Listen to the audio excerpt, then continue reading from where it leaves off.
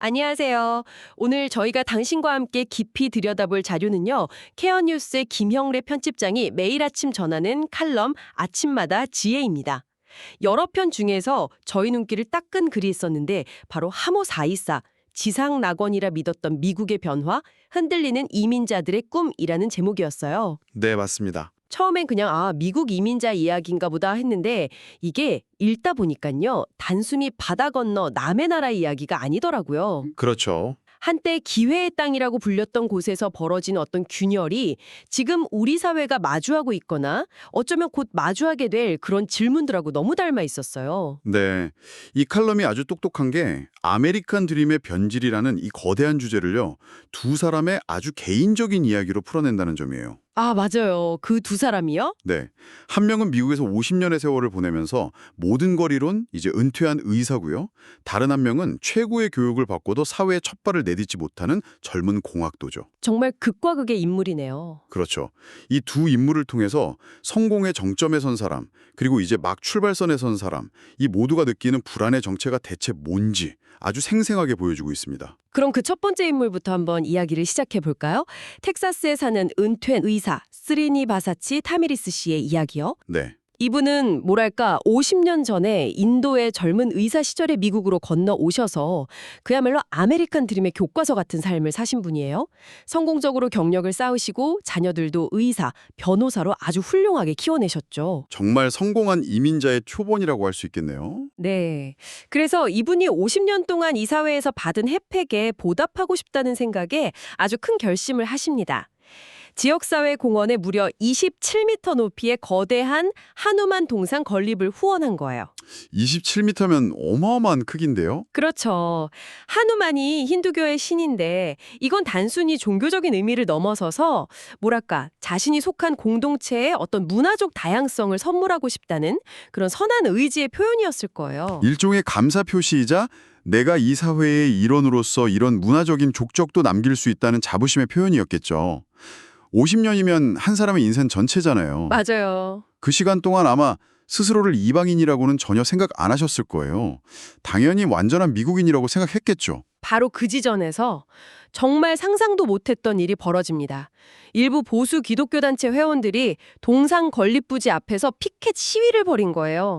우상 숭배다. 여기는 힌두교 마을이 아니다. 심지어 거짓 신이라는 구호까지 외치면서요. 정말 충격적인 장면이죠. 이때 타멜리스 씨가 칼럼에서 남긴 말이 이 모든 상황의 핵심을 딱 꿰뚫는 것 같아요. 어떤 말이었죠? 이곳은 내가 알던 천국이 아니다. 이 한마디에 그냥 서운함을 넘어서는 훨씬 더 깊은 배신감, 상실감 같은 게 담겨 있는 거죠. 50년 동안 내가 쌓아올린 모든 게 뭐랄까 내 정체성, 소속감 같은 게 한순간에 그냥 부정당하는 그런 느낌이었을 것 같아요. 그렇죠. 너는 우리와 다르다는 선을 그냥 눈앞에서 아주 잔인하게 그어버린 거니까요. 네. 근데 여기서 진짜 주목해야 할 게 뭐냐면 이 갈등의 원인이 경제적인 게 아니라는 점이에요. 그러네요. 타미리스 씨는 사회에 기여하는 성공한 전문직이었고 동상 건립도 순수한 기부였잖아요. 그런데도 충돌이 일어났어요. 왜일까? 바로 문화와 종교, 즉 정체성의 영역에서 부딪혔기 때문입니다. 과거 미국이 자랑하던 그 멜팅팟, 용광로라는 개념이 있었잖아요. 다양한 문화가 한데 녹아서 하나의 미국을 만든다는. 네, 바로 그 이상이죠. 하지만 이 사건은 그 이상이 이제 더 이상 작동하지 않을 수도 있다는 걸 보여주는 아주 상징적인 장면인 거예요.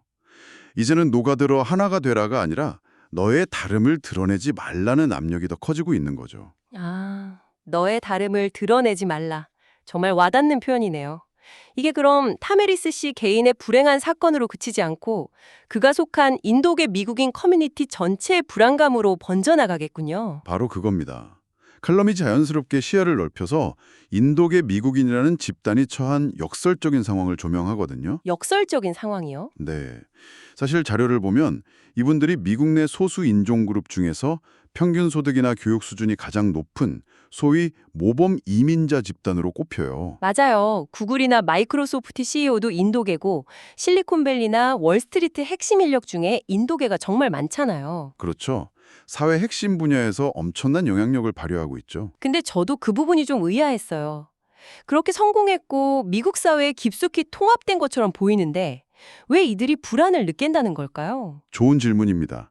그리고 그게 바로 이 문제의 함정이죠. 칼럼은 그 원인을 온라인과 정치권에서 증폭되는 노골적인 반이민 정서에서 찾고 있어요. 특히 고학력 전문직 취업 비자인 H-1B 비자를 통해 들어오는 이민자들이 미국인의 일자리를 빼앗는 주범으로 낙인 찍히는 현상이 심해지고 있다는 겁니다. 아, 그러니까 그분들의 성공 자체가 오히려 맞아요. 일종의 역설이 생기는 거죠. 네, 공격의 빌미가 되는 뭐랄까. 희생양이 되기 딱 좋은 그런 구도가 되는 거예요. 경제가 어렵고 사회가 불안할수록 사람들은 복잡한 원인 대신에 단순한 적을 원하거든요. 그럴 때 이민자가 아주 매력적인 타겟이 되는 거군요. 정확합니다. 그들이 실제로 미국 경제에 얼마나 기여하는지, 얼마나 뛰어난 인재인지는 중요하지 않게 되는 거예요. 그냥 우리와 다른 외부인이라는 꼬리표 하나로 모든 비난을 집중시키는 거죠. 모범 이민자라는 타이틀도 이런 상황에선 아무런 보호막이 되어주지 못하는 거네요. 오히려 저렇게 잘 나가는 걸 보니 우리 것을 더 많이 빼앗아 갔겠군 하는 뒤틀린 질투나 반감을 자극할 수도 있는 겁니다. 결국 타메리스 씨의 동상을 향했던 그 적대감은 인도계 커뮤니티 전체가 느끼는 조건부 수용에 대한 불안감을 수면 위로 끌어올린 셈이에요. 조건부 수용이요? 우리는 너희의 능력은 필요하지만 너희의 문화와 정체성까지 받아들일 생각은 없다. 뭐 이런 차가운 메시지인 거죠. 와, 조건부 수용이라는 표현이 정말 날카롭네요. 능력이 필요할 땐 환영하지만 언제든 이방인으로 낙인 찍어서 내칠 수 있다는 불안감. 이런 분위기는 이제 막 사회에 진출하려는 다음 세대에게는 그야말로 거대한 벽처럼 느껴지겠어요. 그렇죠. 그래서 칼럼의 두 번째 인물 사이수시마 파스플레트 씨의 이야기가 등장하는 겁니다. 아, 이분 사연은 정말 안타까움을 넘어서 좀 화가 날 정도였어요. 우수한 성적으로 명문대에서 공학 석사 학위를 받았고 실력도 아주 출중하대요. 그런데 수백 군데 회사에 지원했지만 결과는 계속 낙방. 이유가 뭐였나요? 면접관들이 하나같이 그녀의 실력을 칭찬하면서도 마지막엔 꼭 이렇게 말했다고 합니다. 미안하지만 비자 지원은 어렵습니다. 아, 결국 비자 문제. 네. 이 사례가 바로 아메리칸 드림의 근간이 흔들리고 있다는 가장 강력한 증거예요. 과거의 아메리칸 드림은 이런 약속이었잖아요. 당신이 누구든 어디에서 왔든 능력과 노력만 있다면 성공의 사다리를 오를 수 있다. 네, 그렇죠. 하지만 파수플레티 씨의 경험은 이제 그 사다리 맨 아래 칸에 시민권자 우선이라는 보이지 않는 빗장이 걸려 있다는 걸 보여주는 거죠. 개인의 노력으로는 넘을 수 없는 구조적인 장벽이 생긴 겁니다. 기업들 입장도 아주 이해가 안 가는 건 아니에요. 복잡하고 비용도 많이 드는 비자 수속을 하느니 당장 일할 수 있는 내국인을 뽑는 게 더 효율적이라고 생각할 수도 있겠죠. 단기적으로는요. 하지만 이게 사회 전체적으로 보면 엄청난 낭비 아닌가요? 미국 교육 시스템 안에서 최고의 인재로 키워내고 정작 그 능력을 써야 할 때는 문을 닫아버리는 셈이니까요. 바로 그겁니다. 이건 파수플레티 씨 개인의 좌절을 넘어서 미국 사회 전체의 미래 경쟁력하고 직결되는 문제예요. 혁신은 어디서 나올까요?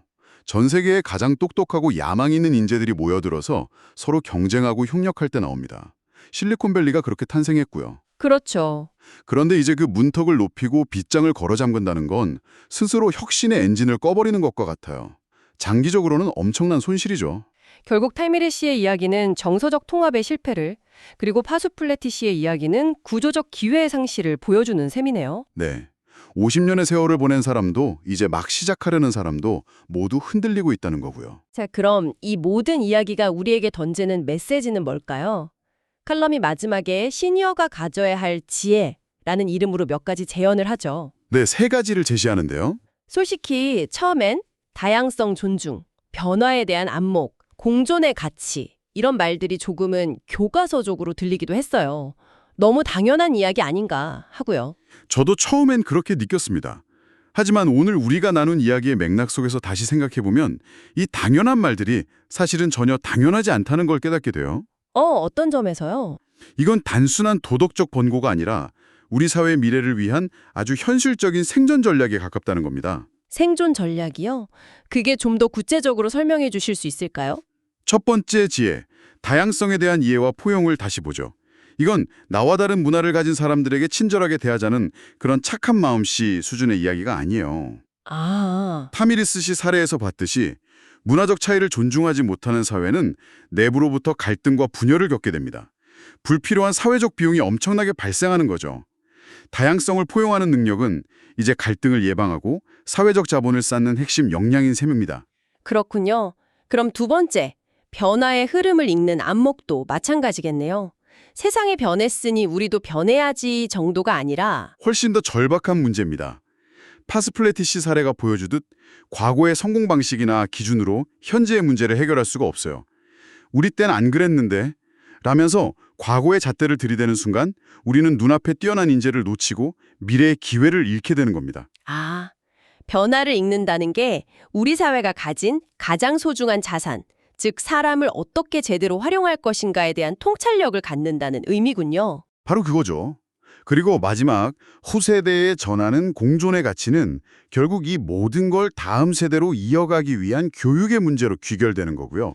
어른들이 먼저 편견 없는 태도를 보여주지 않으면 아이들은 자연스럽게 배타성과 혐오를 학습하게 될 테니까요. 맞습니다. 이 세 가지 지혜는 결국 하나의 질문으로 이어져요. 우리는 어떤 사회를 만들고 싶은가? 낯선 것을 배척하고 문을 걸어 잠가서 당장의 안정감을 얻는 사회인가? 아니면 약간의 불편함과 갈등을 감수하더라도 새로운 생각과 사람들을 받아들여서 더 역동적이고 풍요로워지는 사회인가? 칼럼은 이 질문을 먼 나라 미국을 통해 우리 자신에게 던지고 있는 겁니다. 이제 우리 사회도 저출생, 고령화 때문에 이민자 없이는 사회 유지가 어려운 단계로 들어가고 있잖아요. 이건 더 이상 선택의 문제가 아니네요, 정말. 그렇죠. 텍사스의 한 동상에서 시작된 이야기가 이렇게 우리 사회의 미래를 위한 성찰까지 이어지네요. 오늘 이 칼럼을 통해서 이민자들이 겪는 불안감이 단순히 그들만의 문제가 아니라는 걸 다시 한번 깨닫게 됩니다. 오히려 그것은 그 사회가 어떤 가치를 소중히 여기고 또 어떤 가치를 잃어가고 있는지를 비춰주는 가장 선명한 거울 같아요. 정말 정확한 비유입니다. 거울이라는 말에 덧붙여서 오늘 이 이야기를 들으신 당신께서 이런 질문을 한번 품어보시면 어떨까 합니다. 네. 칼럼은 이민자들이 겪는 어려움에 초점을 맞췄지만 한번 관점을 완전히 뒤집어 보는 거죠. 한 사회가 새로운 구성원을 온전히 받아들이고 통합하기 위해 져야 할 책임은 과연 무엇일까요? 단순히 일자리를 주고 체류를 허가하는 것 이상의 책임 말입니다. 그리고 만약 그 책임을 다하지 못했을 때 그 사회가 궁극적으로 잃게 되는 것은 과연 무엇일까요? 단지 몇 명의 유능한 엔지니어나 의사를 놓치는 것일까요? 아니면 그보다 훨씬 더 근본적이고 소중한, 이를테면 사회의 영혼 같은 것을 잃게 되는 것은 아닐까요?